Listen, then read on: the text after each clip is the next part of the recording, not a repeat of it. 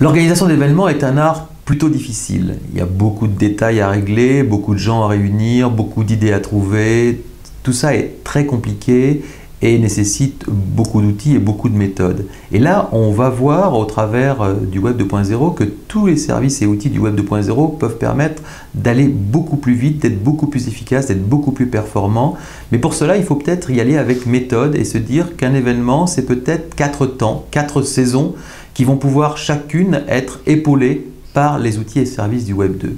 Première saison, c'est le bien avant l'événement. Là, il va falloir réunir l'équipe de base, choisir les intervenants, définir les idées, faire de la créativité, organiser les méthodes. Vraiment, c'est tout l'aspect logistique, organisation, créatif qui va pouvoir être mis en place, et ça de manière synchrone et asynchrone. Et là, il sera intéressant de disposer des outils adéquats pour pouvoir le faire.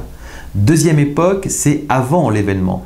Et là, par contre, il va falloir faire connaître l'événement, recruter les gens pour qu'ils puissent venir, obtenir éventuellement des avis ou des attentes de façon à ce que l'événement corresponde pleinement à leurs demandes et à leurs questionnements, et permettre aux gens, bien sûr, de s'inscrire et donner les informations de base pour que les gens puissent se rendre à l'événement.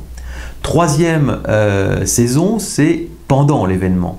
Et là, bien sûr, il va falloir aider les participants lors de l'événement en leur donnant des services connexes, en leur permettant éventuellement de réagir, de mettre des informations, de collecter des informations ou de consulter des informations, parce qu'il n'est pas question, bien entendu, d'avoir des individus qui sont connectés sur le net avant l'événement et tout d'un coup, pendant l'événement, où il n'y aura plus de connexion et plus d'informations qui en viendra. Et puis, bien entendu, dernière saison, c'est l'après-événement. Là, bien sûr, il va falloir évaluer d'abord le niveau de satisfaction des gens qui ont participé à l'événement, mais surtout il va falloir capitaliser et éventuellement permettre la poursuite de l'échange après l'événement. Et donc on voit que chacune de ces saisons, chacune de ces périodes va devoir être outillée différemment, les publics ne sont pas les mêmes, les objectifs ne sont pas les mêmes, les enjeux ne sont pas les mêmes, et c'est ce qu'il est important de voir maintenant au travers de la boîte à outils, quels sont les différents outils qui correspondent pleinement à ces différents objectifs de ces 4 saisons d'un événement.